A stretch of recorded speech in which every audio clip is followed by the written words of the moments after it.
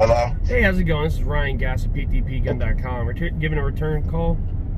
Yeah, how you doing? Yeah, I called you a couple times because I seen them videos on YouTube. when you got stopped. Yeah, but with the trooper and all, and then yeah. So but then I seen the one with the expungement, and that was very interesting because I had a rack of stuff expunged. I'm talking about a telephone book worth of stuff, which resulted into no record now. Okay, cool, nice. According to Sieges. I don't know if you know who they are, right? Yeah, I know. I'm aware of Sieges. Yeah, so it's removed from their records. So my question is, how does that work with getting a gun permit? Will I be able to get my rights back? So with those different charges, were any of them felonies? Yep. Yeah, so I'm still learning a lot about the process. I'm not going to lie. I'm not going to tell you what I don't know. I don't have a lot of information to give you on the process, but what I would tell you to do is what I'm doing to learn about the process is there's this book. What I can do is I can text you at your phone number right here. I'll text you a link to the book. It's not a cheap book. It's like $150, but it's a lot cheaper than a lawyer. And it's a book that one of my other clients has used and gotten their rights restored. But essentially, that's what you're going to have to do. Is you're going to be petitioning the state to restore your rights, and then you're also going to deal, I believe, on the federal level as well. And that book's going to supposedly detail. Like I said, I just bought it, haven't gotten it in yet. I'm about to hopefully get it soon and start reading up on it. But that book is supposed to be the go-to book for this information. Mm-hmm. So yeah, because the expungement laws in 2016 changed in Maryland. So even if with guilty dispositions, you understand what I'm saying? I kept all my expungement orders. Yeah. So it's just weird. So like, how would they do if someone was convicted of rape and they go back to court and be 100% exonerated? So how can you hold that? You know what I mean? Right. I'm like I said, I'm not an expert on the process. Well, if you want me asking, what were some of your charges that you had? Say that again. If you want me asking, what were some of your charges that you have or had? What were my charges? Non-violent felonies. If you want me asking, was it like narcotics related? One of them. Okay. And it was basically a probation before judgment, and I completed it all. So I have a right to ask for that to be expunged. Right. And that was back in '88. Yeah. Yeah, I mean, I'm not an expert on the process. Hopefully one day I am, because I'm going to be learning a lot about it and trying to help people as I learn more. But yeah, like the one client of mine, he did it all on his own, and that's where I kind of learned some of this stuff from. He was I might be getting some of the details messed up, but I believe it was early 90s, convicted drug dealer, did a couple years in jail, got out, kept his nose clean, and eventually, got the stuff expunged, eventually also requested to have his rights restored, and I believe his rights were restored recently, within the last year or so, I believe, but don't quote me on that. And now he's got multiple concealed carry permits. He buys firearms. He's waiting for his Maryland concealed carry permit to come in. So yeah, it definitely can be done. And like I said, I'm still learning about the process. So I apologize, I don't have a lot of good information yet. But that book, like I said, supposedly that book is the key. Is it him? Did he write the book? Or no, it's some other guy. So look up on YouTube. There's another good channel. It's called Felon with Firearms. Felon with Firearms. So yeah. This dude, he just was drugs. So did he get a pardon or something? I think maybe there might have been a pardon somewhere in there too. There's the video. So with the client that I'm talking about, I actually had a phone call with him, and I recorded it, and like I got his permission to post it and stuff, and it's on YouTube, so you can kind of hear him go. He does like a 5,000 view look at it, and he tells you like a short and sweet of what he did and how he did it, and then he goes from there. So I would actually go onto our YouTube channel, listen to that video. Let me see. Actually, I'm gonna text you that video link. I'm gonna text you a few different links. One to that video. Let me see.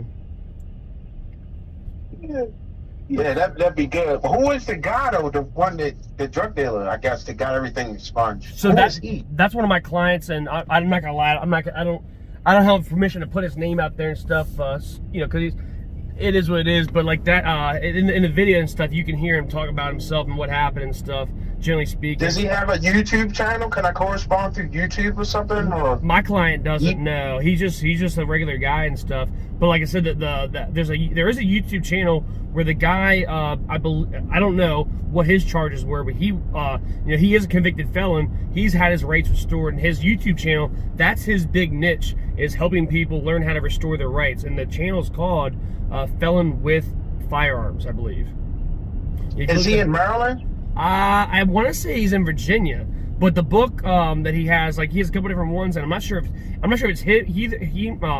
I'm not sure if it's him that wrote it or if he just likes the book and promotes it. But it has, there's like 5 or 6 different books, and like the one book that deals with Maryland, it also deals with, like, I think Pennsylvania, Virginia, Delaware, and I think North Carolina. So like each book does a couple different states. But yeah, I'll text you the link to that book. I'll text you the link to my video of my client. I'll text you the link to the guy's YouTube channel, the other one, Felon with Firearms. And I think that you're gonna be able to find a lot of good information that'll help you with what you're trying to do.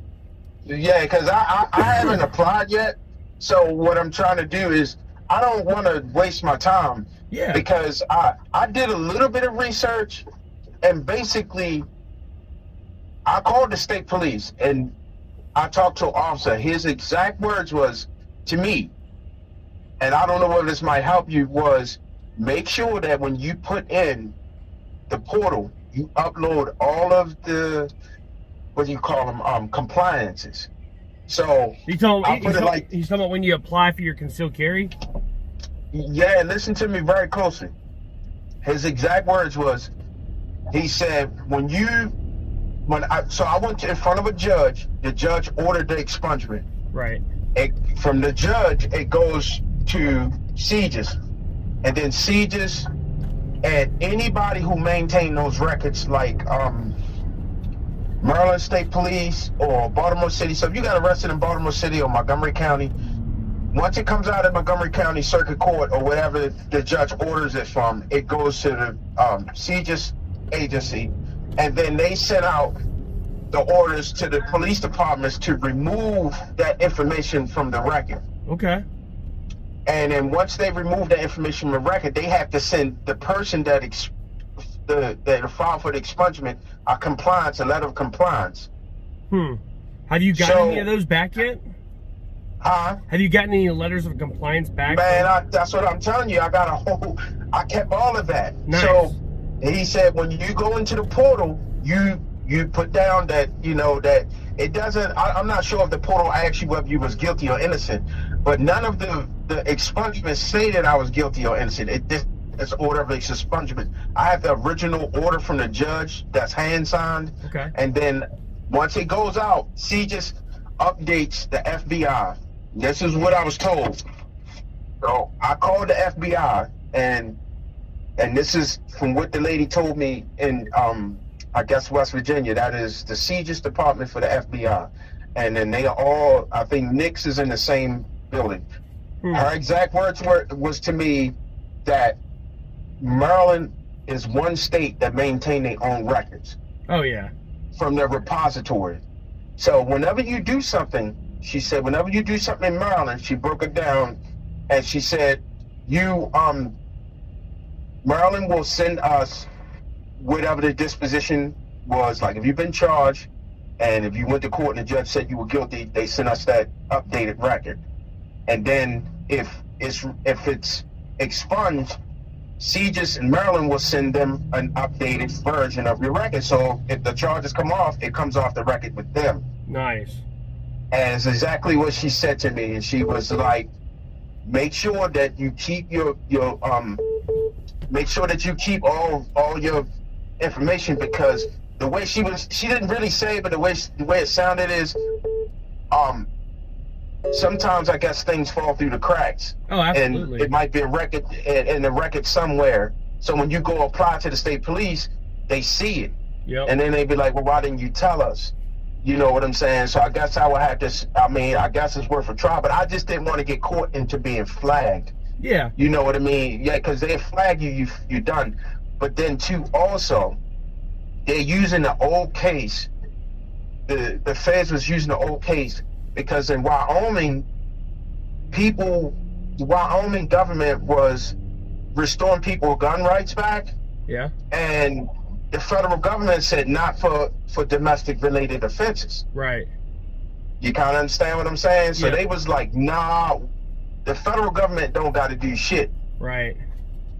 So you could be in compliance with Maryland, but who controls all of the FFLs and who controls everything? But it's the federal government at the end of the day that has to sign off on it as well.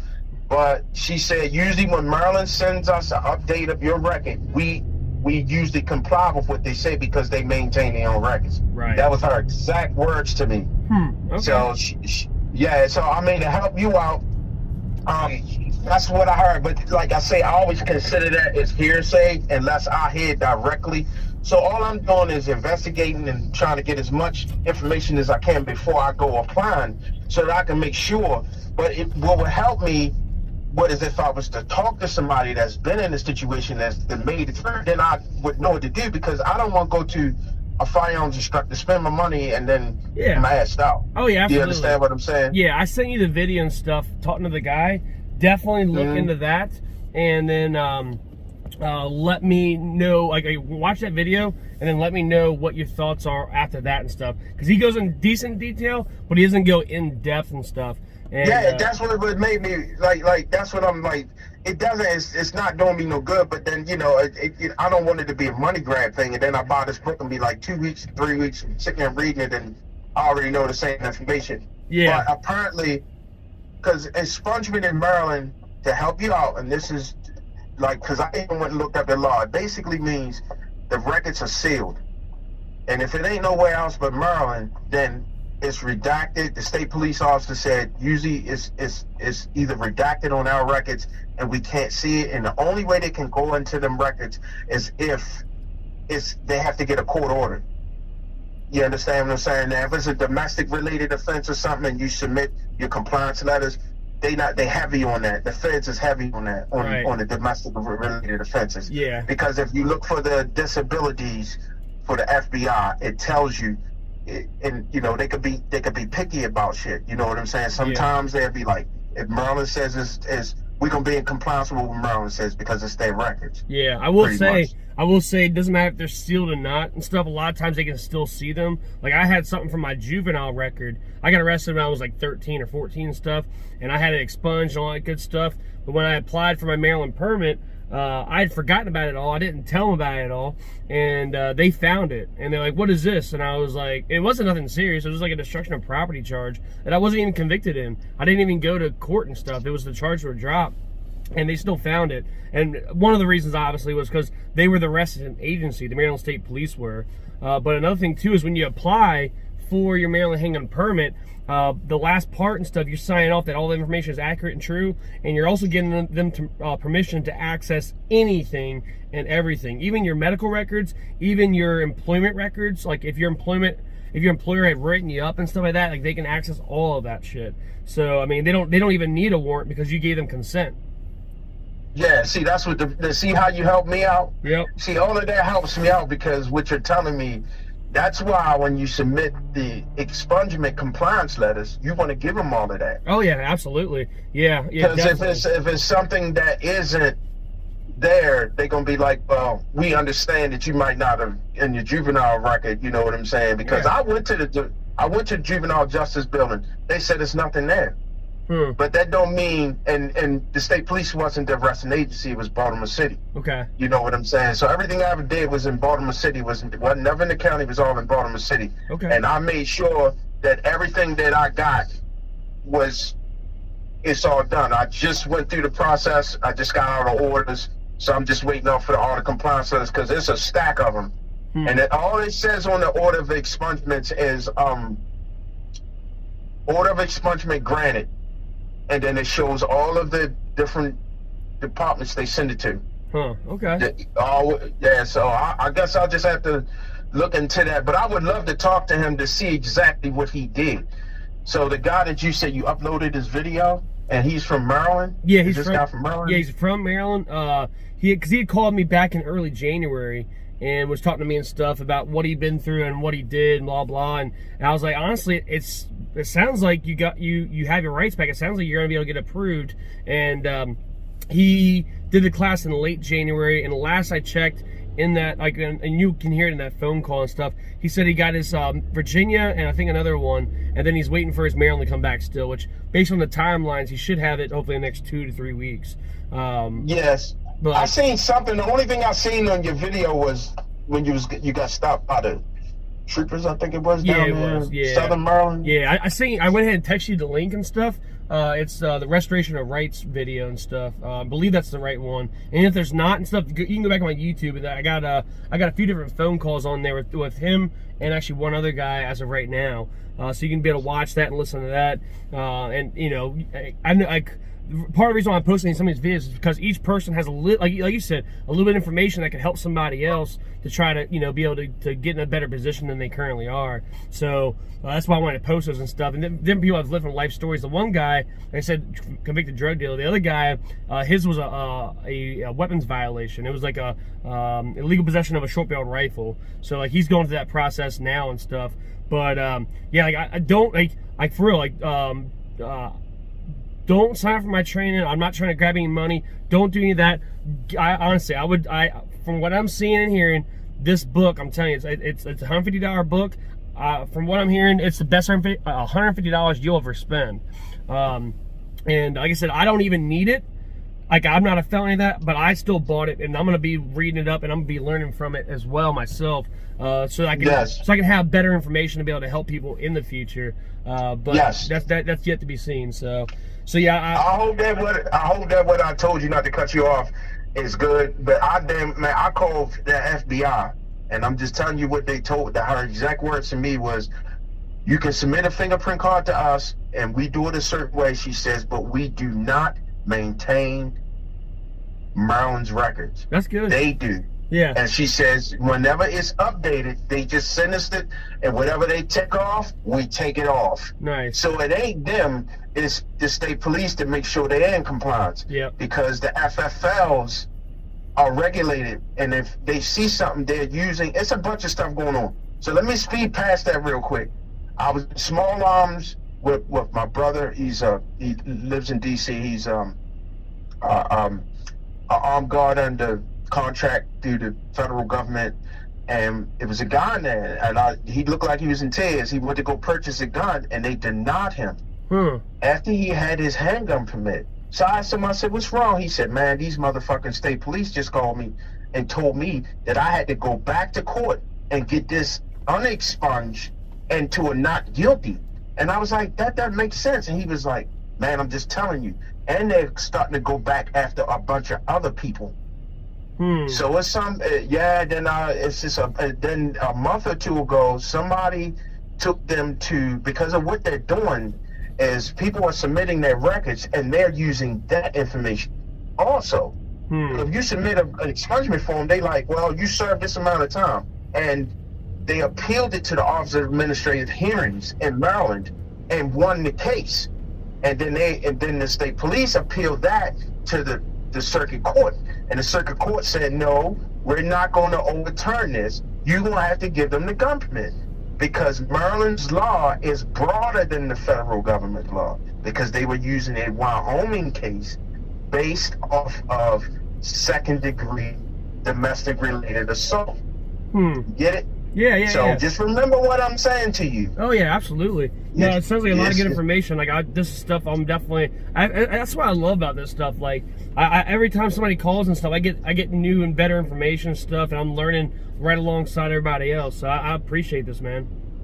Yeah, because that's what it was, and I felt so bad for the guy, because he was like, man, he said, "I already got my permit." He said the state police are getting ready to go back. So what they doing, I think they overreaching a little bit. Right. If it's expunged and you supply an expungement of compliance of that, under Maryland law, if you look up the expungement laws, and if you get a chance, look up what the expungement laws is. After 3 years, they have to destroy it. So that means it ain't never happened. So if it ain't never happened, you can't use that against anyone. Exactly. Because expungement, right. So the point is, like I said, whatever it was somebody that had a rape charge, they never commit this crime and had it expunged and then put on the application, yeah, I was convicted of rape. You understand? And then it's expunged. But you going to deny him his rights, his Second Amendment rights? Right. See, they can't do that.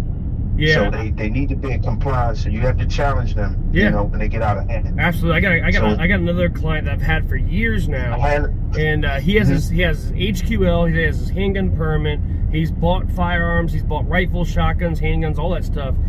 He even had his handgun permit to carry before Maryland made it easy last year.